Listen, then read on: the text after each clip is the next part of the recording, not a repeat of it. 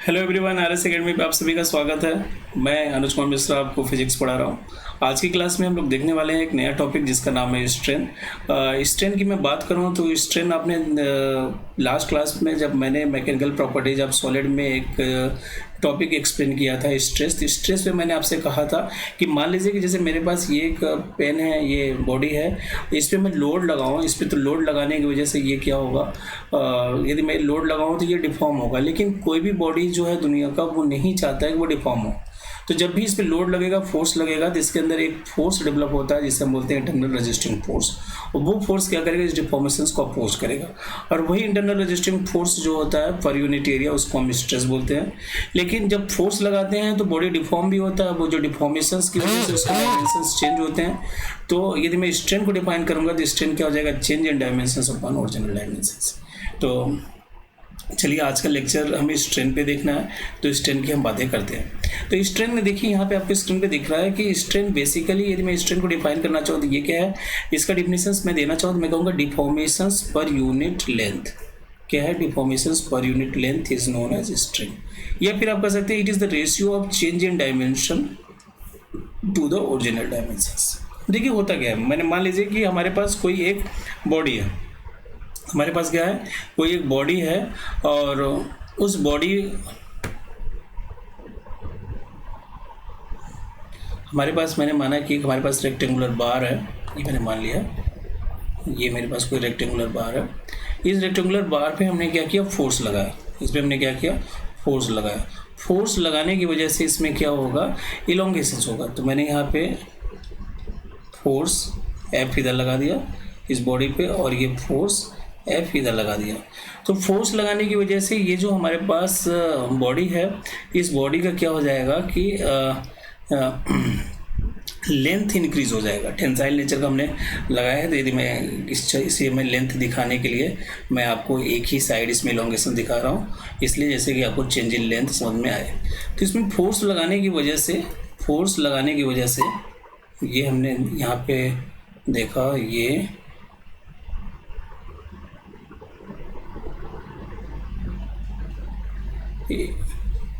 मैंने माना कि हमारा ये जो बॉडी है, इसमें जो इलोंगेशंस हुआ है, कुछ इतने इलोंगेशंस हुआ, और इस बॉडी पे आपने देखा कि फोर्स आपने लगाया था, फोर्स लगाने की वजह से इसका जो लेंथ है वो इंक्रीज हो गया। तो इस बॉडी का मैं इनिशियल में बोलूँ तो ये हमारे पास ओरिजिनल लेंथ था, पहले इसमें लेंथ क्या था, एल था। लेकिन अब ये जो है ना, ये डेल्टा एल लेंथ और ज़्यादा इंक्रीज हो गया। जैसे आप रबर लीजिए, रबर को खींचे तो उसकी लेंथ इंक्रीज होती है, सेम वैसे ही समझना है। तो यहाँ पे हमारा जो लेंथ इंक्रीज हुआ, ये क्या है, डिफॉर्मेशंस है। अब इसी में हमें इस पर्टिकुलर एग्जांपल के लिए हमें देखना हो स्ट्रेन क्या है, तो मैं यहाँ पे कह सकता हूँ कि स्ट्रेन जो है वो क्या हम समझ सकते हैं कि strain is also defined as the change in dimension, change in dimension to the original dimensions, मतलब फोर्स लगाने के पहले हमारा डायमेंशंस क्या था, फोर्स लगाने के बाद उसमें क्या चेंजेस आए, मतलब कितना बढ़ा या कितना घटा, तो इसे हम क्या बोलेंगे, स्ट्रेन बोलेंगे। तो ये हमारे पास क्या हो गया, एक स्ट्रेन का जनरल हमारे पास फार्मूला आ गया। और इसको हम यहाँ पे बॉक्स कर ले रहे हैं कि स्ट्रेन, यहाँ पे हमने देखा कि स्ट्रेन क्या हो गया, स्ट्रेन जो है change in dimensions upon original dimensions. अब यदि मैं यहाँ पे बात करूँ स्ट्रेन की यूनिट की, तो मैं कहूँगा यूनिट ऑफ स्ट्रेन जो होगा वो क्या होगा, आप बताइए। तो यूनिट ऑफ स्ट्रेन की यदि हम बात करना चाहते हैं तो आप देखिए लेंथ बढ़ रहा है और नीचे भी क्या ओरिजिनल लेंथ है। तो यदि लेंथ की हम डायमेंशंस की बात करें तो मीटर अपॉन मीटर, तो ये क्या हो जाएगा, यूनिट लेस हो जाएगा। तो यूनिट ऑफ स्ट्रेन, तो ये क्या है, तो स्ट्रेन क्या है, डायमेंशन लेस क्वांटिटी। स्ट्रेन क्या है, डायमेंशन लेस क्वांटिटी। स्ट्रेन कैसा क्वांटिटी है, डायमेंशन लेस क्वांटिटी है। तो यहाँ पे हमने स्ट्रेन को देखा। स्ट्रेन को डिनोट करने के लिए आप एक सिंबल यूज करते हैं एप्सिलॉन, इसे हम बोलते हैं इप्सिलॉन, ठीक है। इसे स्मॉल ई से हम डिनोट करते हैं। तो एप्सिलॉन बोलते हैं हम इसे। अब स्ट्रेन का कोई यूनिट नहीं होता। स्ट्रेन की यदि हम टाइप्स की बात करें तो हमारे पास स्ट्रेन जो होते हैं दो तरह का होता है। पहला जो है वो है नॉर्मल स्ट्रेन, दूसरा हमारे पास जो है वो शियर स्ट्रेन। नॉर्मल स्ट्रेन जो होता है ये तीन तरह के हो सकते हैं। पहला लॉन्गिट्यूडनल स्ट्रेन, दूसरा लेटरल स्ट्रेन, तीसरा वॉल्यूमेट्रिक स्ट्रेन। और शियर स्ट्रेन का कोई भी टाइप नहीं होता है। लॉन्गिट्यूडनल स्ट्रेन को जो हम डिनोट करते हैं इसे हम एप्सिलॉन एल से डिनोट करते हैं। लेटरल स्ट्रेन को हम जो डिनोट करते हैं ELAT लेटरल से डिनोट करते हैं। और वॉल्यूमेट्रिक स्ट्रेन जो है उसे हम EV से डिनोट करते हैं। और शियर स्ट्रेन जो होता है इसको हम किससे डिनोट करते हैं, इसे हम फाई से भी डिनोट कर सकते हैं, इसे हम थीटा से भी डिनोट कर सकते हैं। ठीक है, तो एक एक करके हम देखते हैं। अब देखिए लॉन्गिट्यूडनल स्ट्रेन की बात कर रहे हैं, तो यदि मान लीजिए कि मैंने जैसा कि एग्जांपल आपको बताया था, कोई हमारे पास रेक्टेंगुलर बार है जैसे ये हमारे पास, या फिर आप सर्कुलर रॉड है उसको आप खींच रहे हो, खींचने की वजह से लोड आप जो अप्लाई कर रहे हो उसी डायरेक्शंस में, लोड जिस डायरेक्शंस में अप्लाई कर रहे हो उस डायरेक्शंस में जो चेंजेस हो रहे हैं और पहले क्या डायमेंशंस ओरिजिनल था, इन दोनों के रेशियो को हम क्या बोलते हैं, लॉन्गिट्यूडनल। लेकिन ये दो तरह का हो सकता है। यदि मान लीजिए कि खींच रहे हैं तो उसका लेंथ बढ़ेगा, और यदि कंप्रेस कर रहे हैं, कंप्रेसिव फोर्स लगा रहे हैं तो कंप्रेशन होगा, तो जिसकी वजह से डायमेंशंस क्या होंगे, डायमेंशंस डिक्रीज होंगे। तो लॉन्गिट्यूडनल स्ट्रेन दो तरह के होते हैं। एक तो होता है कि टेंसाइल स्ट्रेन, दूसरा कंप्रेसिव स्ट्रेन। तो मैं फिर से डायग्राम आपको दिखाता हूँ यहाँ पर मैं बना के। तो मैंने माना कि मान लीजिए कि हमारे पास रेक्टेंगुलर बार है और इस रेक्टेंगुलर बार पे हमने क्या किया, फोर्स लगाया। इस रेक्टेंगुलर बार पे हमने क्या किया, इस रेक्टेंगुलर बार पे हमने फोर्स लगाया, और इस फोर्स के लगने की वजह से इसका इस डायरेक्शंस में हम लगा रहे हैं फोर्स, ये हमारा क्या डायरेक्शंस ऑफ द फोर्स है। और इस डायरेक्शंस में ही हम क्या देखना चाहें, इस डायरेक्शंस में ही हम ये देखना चाहें कि हमारा जो बार है वो कितना इंक्रीज हुआ। तो ये कैसा होगा, ये होगा लॉन्गिट्यूडनल स्ट्रेन। ये कैसा होगा, लॉन्गिट्यूडनल स्ट्रेन। तो यहाँ पे आपने देखा कि पहले हमारा जो डायमेंशंस था, पहले हमारा डायमेंशंस L था, ओरिजिनल डायमेंशन L था, लेकिन लोड लगाने की वजह से, फोर्स लगाने की वजह से इसका जो डायमेंशंस है वो डेल्टा L और इंक्रीज हुआ। तो ये जो हम एग्जांपल दे रहे हैं, ये एग्जांपल किसका है, ये टेंसाइल स्ट्रेन का एग्जांपल है। किसका एग्जांपल है, टेंसाइल स्ट्रेन का। मतलब लेंथ जो हुआ है, ये वैल्यू कैसी थी, ये वैल्यू पॉजिटिव है, तो ये कैसा है, टेंसाइल स्ट्रेन है। ठीक है, अब मैं एक एग्जांपल और ले रहा हूँ। दूसरा एग्जांपल मैंने ये माना कि हमारे पास एक और रेक्टेंगुलर बार था, ये कुछ रेक्टेंगुलर बार ऐसा था, और इस रेक्टेंगुलर बार में हमने क्या किया कि कंप्रेसिव फोर्स लगा रहे हैं। तो कंप्रेसिव फोर्स क्या कर रहा है, इसको कंप्रेस करने की कोशिश कर रहा है, मतलब पुश कर रहे हैं हम। तो हमारा जो ये बार है ये क्या हो जाए, इसकी एरिया तो इसका बढ़ेगा, लेकिन इसका लेंथ जो है वो क्या हो जाएगा, डिक्रीज हो जाएगा। अब आप देखिए ये थोड़ा सा इसकी एरिया जो है बढ़ा, लेकिन हमारा ये जो लेंथ था वो क्या हो गया, लेंथ जो है वो घट गया, वही फोर्स लगाने की वजह से। तो आपने देखा कि तो यहाँ पर ये यदि मान लीजिए कि इसमें ये जो लेंथ था L था, और लेकिन इसमें जो डायमेंशंस चेंज हुआ है, किसकी बात कर रहे हैं हम, डायमेंशंस की।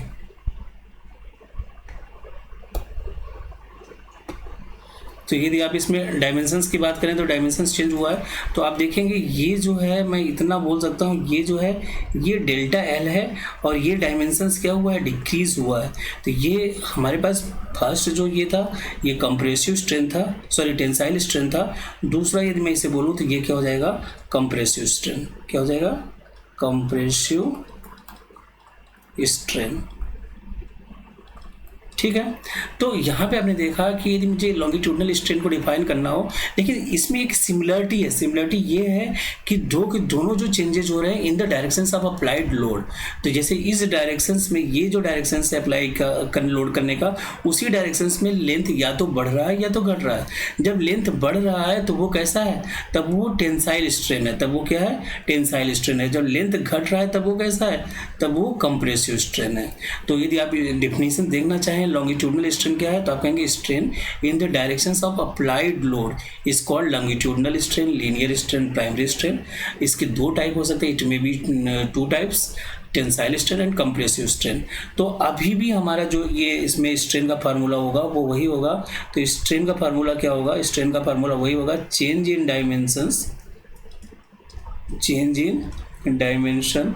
वैसे यहाँ पे लेंथ भी लिख सकते हैं, डायमेंशंस की जगह क्या रख सकते हैं, लेंथ, चेंज इन डायमेंशंस, या फिर मैंने क्या लिख दिया यहाँ पे, change in length to the original dimensions, to the original dimension. Original dimensions को मैंने क्या लिख दिया, ओरिजिनल लेंथ। एक्चुअली में ये लेंथ की बातें होती हैं, इसे हम जो डिनोट करते हैं EL से। ये किसको डिनोट करता है, ये डिनोट करता है लॉन्गिट्यूडनल को। किसको डिनोट करता है ये, लॉन्गिट्यूडनल को। तो हमारे पास ये लॉन्गिट्यूडनल स्ट्रेन का फार्मूला आ गया। तो यहाँ पे लॉन्गिट्यूडनल, अब फिर से मैं यदि आपसे पूछूं कि ये जो लॉन्गिट्यूडनल स्ट्रेन है, इस लॉन्गिट्यूडनल स्ट्रेन का यूनिट क्या होगा, तो ये कैसा होता है, डायमेंशन लेस होता है। कैसा होता है, वो आप बार बार इस चीज़ को कंफर्म करेंगे, ये कैसा है, डायमेंशन लेस क्वांटिटी। कैसा है, डायमेंशन लेस क्वांटिटी। ठीक है, अब हम बात कर रहे हैं लेटरल स्ट्रेन का। किसकी हम बात करने जा रहे हैं, लेटरल स्ट्रेन। अब देखिए लेटरल स्ट्रेन समझने के लिए हमें क्या करना है, सेम एग्जांपल, वही एग्जांपल मैं लेके चल रहा हूँ। उस एग्जांपल में एक्चुअली में यदि मान लीजिए कि हमारे पास ये कोई रेक्टेंगुलर बार है, इस रेक्टेंगुलर बार को यदि मैं थोड़ा सा और डिफाइन करना चाहूँ तो मैं कह सकता हूँ कि मान लीजिए कि इसका कुछ थिकनेस होगा। क्या होगा, ये आपने इनसाइड देखा,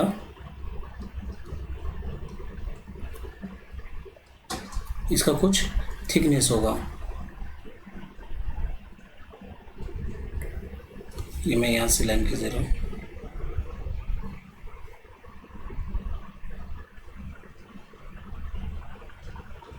ठीक है, ये कुछ थिकनेस था, इसमें कुछ थिकनेस होगी इसकी, मतलब कहने का मतलब कुछ इसका विड्थ होगा। और ठीक है, तो ये हमारे पास, तो यहाँ पे आपने देखा कि इसकी कुछ विड्थ होगी, कुछ थिकनेस होगा। और यहाँ पे हमने क्या किया, इस पर फोर्स लगा रहे हैं। तो फोर्स जब लगा रहे हैं तो इसका लेंथ तो बढ़ेगा ही बढ़ेगा, लेंथ तो बढ़ेगा ही बढ़ेगा, लेकिन इसकी विड्थ और थिकनेस जो है वो घटेगी। और लेंथ और विड्थ आप जानते हैं कि हमारे पास कोऑर्डिनेट सिस्टम में हम जानते हैं XYZ में। और यदि ये मान लीजिए कि X एक्सिस है, ये हमारे पास क्या Y एक्सिस है, और ये Z एक्सिस। तो X एक्सिस के करस्पॉन्डिंग हमारा क्या है, लेंथ है। X एक्सिस के करस्पॉन्डिंग क्या है, हमारे पास लेंथ है। T एक्सिस के करस्पॉन्डिंग हमारे पास क्या है, थिकनेस है। क्या है, थिकनेस। और Z एक्सिस के करस्पॉन्डिंग हमारे पास क्या है, विड्थ है। क्या है इसका, विड्थ है। तो आपने देखा कि यदि लेंथ बढ़ेगा तो इसका विड्थ और थिकनेस दोनों घटेगा, और दोनों क्या है, लेंथ के परपेंडिकुलर है। तो इसका मतलब strain in the perpendicular directions of applied load is called lateral strain, या फिर इसे हम क्या बोलते हैं, सेकेंडरी स्ट्रेन। तो कहने का मतलब है कि अब मान लीजिए F फोर्स लगाने की वजह से हमारा ये कैसा हो जाएगा, आप ये देखिएगा।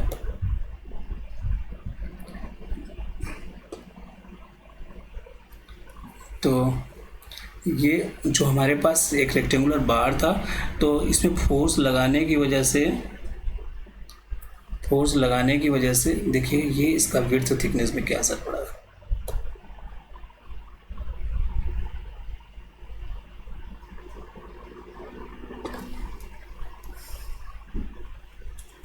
फोर्स लगाने की वजह से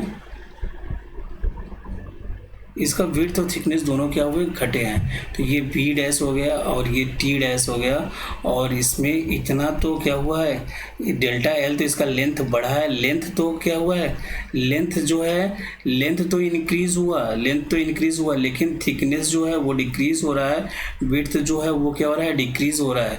तो ये दोनों स्ट्रेन जो कहलाते हैं उसे हम क्या बोलते हैं, लेटरल स्ट्रेन बोलते हैं। तो strain in the perpendicular directions of the applied load. तो ये लोड हम अप्लाइड कर रहे हैं, ये हमारे पास ये फोर्स F है। यदि हम ये लोड लगा रहे हैं तो ये फोर्स F है, लेकिन इसके परपेंडिकुलर डायरेक्शंस में क्या है, विड्थ है और थिकनेस है, वो दोनों क्या है, लेंथ के परपेंडिकुलर डायरेक्शंस में है। तो यहाँ पे हमारे पास लेटरल स्ट्रेन जो होगा, लेटरल स्ट्रेन जो इसे हम बोलते हैं चेंज, इसे मैं डायरेक्ट लिख देता हूँ change in width, change in width, या फिर ये क्या हो सकता है, या ये हो सकता है थिकनेस, या फिर क्या हो सकता है, यदि सर्कुलर है तो डायमीटर। तो change in width, change in thickness, change in dia to the original width, या फिर ओरिजिनल थिकनेस, या फिर ओरिजिनल डायमीटर। ठीक है, तो ये बहुत ही ज़्यादा आसान है, बस आपको समझने की ज़रूरत है। एक बार यदि आप अच्छे से समझ जाते हो ना, तो ये प्रॉब्लम कभी भी गलत नहीं हो सकते हैं, ये प्रॉब्लम कभी भी गलत नहीं हो सकते हैं। तो आपने देखा कि यहाँ पर हमारे पास इस लेटरल स्ट्रेन आया, change in width, change in thickness और change in diameter to the original width, original thickness, original diameter. अब फिर से यहाँ पे मैं बात करूँ किसकी, अब मैं यहाँ पे फिर से बात करूँ डायमेंशंस की। तो हमारा जो लेटरल स्ट्रेन होता है ना, ये भी कैसा है, डायमेंशनलेस क्वांटिटी है। कैसा है, डायमेंशन लेस क्वांटिटी। कैसा क्वांटिटी है, डायमेंशनलेस क्वांटिटी है। तो लेटरल स्ट्रेन भी आपने देख लिया, बहुत ही ज़्यादा आसान था। अब बात आती है वॉल्यूमेट्रिक स्ट्रेन की। किसकी बात आती है, वॉल्यूमेट्रिक स्ट्रेन। तो वॉल्यूमेट्रिक स्ट्रेन को यदि आप समझना चाहें तो आप कहेंगे यदि कोई मान लीजिए बॉडी है, क्यूबिकल शेप में है, वो क्या है, इमर्ज हो जाए किसी फ्लूइड में और लार्ज डेप्थ तक, तो बॉडी क्या होगा, सभी साइड से इक्वल एक्सटर्नल प्रेशर लगेगा। कहाँ से, फ्रॉम ऑल डायरेक्शंस। तो जिसकी वजह से उसमें क्या होगा, स्ट्रेस प्रोड्यूस्ड होगा, और वो जो स्ट्रेस होगा उसको हम क्या बोलेंगे, हाइड्रोस्टैटिक स्ट्रेस। अब यदि ये जो बातें हैं इनको यदि आप समझना चाहें डायग्राम के थ्रू तो ये समझिएगा। तो मैंने माना कि हमारे पास कोई एक क्यूबिकल बॉडी हम बनाना चाह रहे हैं,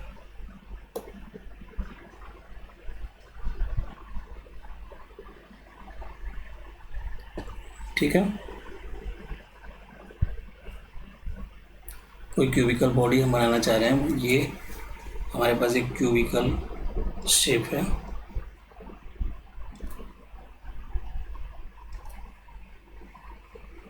ठीक है, ये क्यूबिकल शेप है, और इसमें सभी डायरेक्शन से आप क्या लगा रहे हैं, सभी डायरेक्शन से प्रेशर लग रहा है, सभी डायरेक्शन से प्रेशर लग रहा है। और ये क्या है, लिक्विड में इमर्ज्ड हो गया है, लिक्विड में सबमर्ज्ड हो गया है। तो